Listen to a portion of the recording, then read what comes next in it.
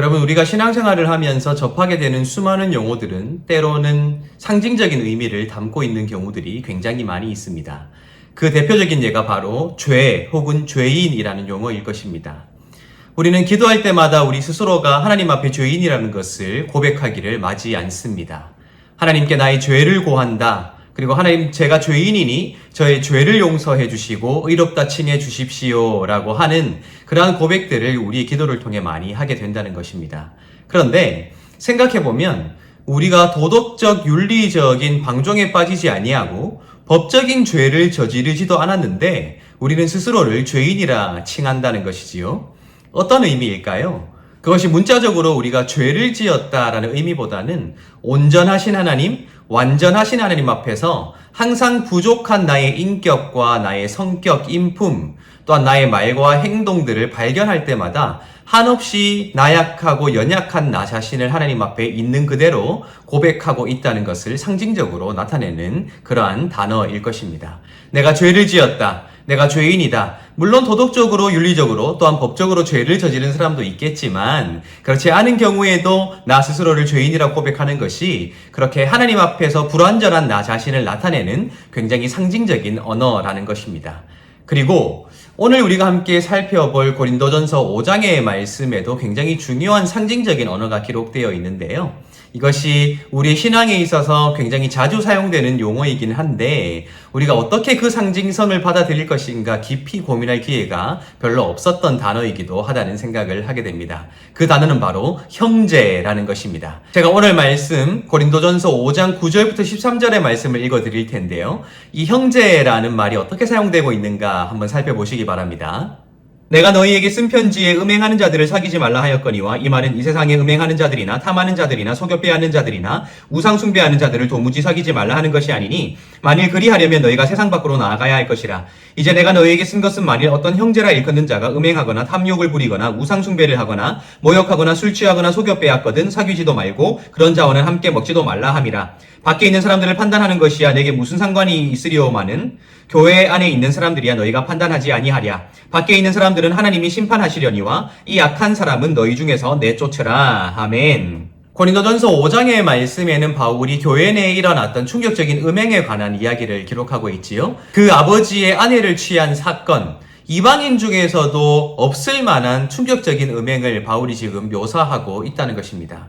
그런데 바울은 지금 그들 가운데 드러나고 있는 이 죄악상을 조금씩 확대해 나가고 있다는 것이 드러나고 있지요. 10절을 보면 이렇게 되어 있기 때문입니다. 이 말은 이 세상에 음행하는 자들이나 탐하는 자들이나 속여 빼앗는 자들이나 우상 숭배하는 자들을 도무지 사귀지 말라 하는 것이 아니니 라고 되어 있고요. 11절에도 이렇게 되어 있습니다. 이제 내가 너희에게 쓴 것은 만일 어떤 형제라 일컫는 자가 음행하거나 탐욕을 부리거나 우상 숭배를 하거나 모욕하거나 술 취하거나 속여 빼앗거든 사귀지도 말고 그런 자와는 함께 먹지도 말라 함이라 라고 되어 있기 때문입니다. 그런데 바울은 이미 그들에게 고린도전서를 쓰기 전에 이미 보낸 편지가 있다는 것을 전제로 하고 있죠. 내가 너희에게 쓴 글에는 이라고 말하고 있기 때문입니다. 그런데 많은 사람들이 오해를 하고 있었나 봅니다. 바울이 음행하는 자들, 우상 숭배하는 자들, 속여 빼앗는 자들, 그러한 다양한 죄의 목록들, 열거되고 있는 이 죄악들을 저지르고 있는 사람들을 너희들이 발견할 텐데 그들이 살아가게 될 고린도라는 도시에 있었던 그 모든 사람들에게서 이러한 범죄가 발견될 때 그들을 사귀지 말라라는 것이 아니라고 지금 바울은 말하고 있지요. 다만 그들이 살아가고 있었던 그 도시가 너무나도 음행이 당연하게 여겨지고 우상 숭배도 당연했으며 수많은 윤리적인, 도덕적인, 법적인 범죄들이 만연해 있는 사회였기 때문에 만약 그들이 그 모든 사람들을 사귀지 못한다면 그들은 세상 밖으로 나가야 하는 그러한 처지다라는 것을 바울은 이미 알고 있었기에 그들에게 세상 가운데 있는 고린도라는 도시에 있는 그 모든 사람들을 사귀지 말라고 한 것이 아니라고 말하고 있지요. 다만 바울이 사귀지 말라고 명한 존재는 바로 형제라고 일컫는 어떤 자에게서 이런 것이 발견될 때라고 그가 전제로 하고 있다는 것입니다. 11절에 이렇게 되어 있죠. 이제 내가 너희에게 쓴 것은 만일 어떤 형제라 일컫는 자가 라고 되어 있기 때문입니다. 지금 고린도에 무수한 사람들이 함께 더불어 살아가고 있을 것이고 고린도 교인들도 고린도라는 도시와 그 문화와 정치, 경제, 사회라는 구조 속에 살아갈 수밖에 없을 터인데 그 가운데 특별히 형제라고 불리는 자들 중에 음행으로 시작하는 이 무수한 죄를 저지를 때에 그들과 사귀지 말라, 그들을 교회 밖으로 내쫓으라 라고 바울이 세상과 형제 사이를 극명히 나누고 있다 하는 것입니다. 그들은 스스로를 형제라 불렀고 스스로를 자매라고 불렀을 것입니다.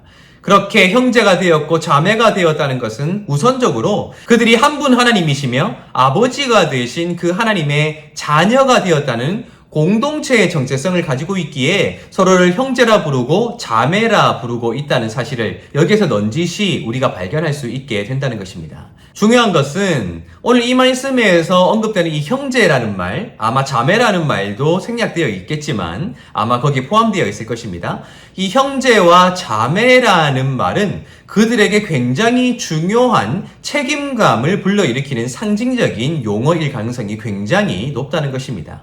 누군가 형제로 부른다, 누군가 자매로 부른다는 것은 단지 같은 하나님을 섬긴다, 같은 교회에 다닌다, 또한 같은 종교를 가지고 있다라는 것을 넘어서서 그들이 형제라고 불리는 이상, 그들이 자매라고 불리는 이상 어떻게 그 하나님 앞에 서로가 더 거룩한 존재가 되기 위해 노력해야 하는가 하는 그러한 사명과 책임이 주어져 있다는 사실이 오늘 이 말씀을 통해 넌지시 드러나고 있기 때문입니다.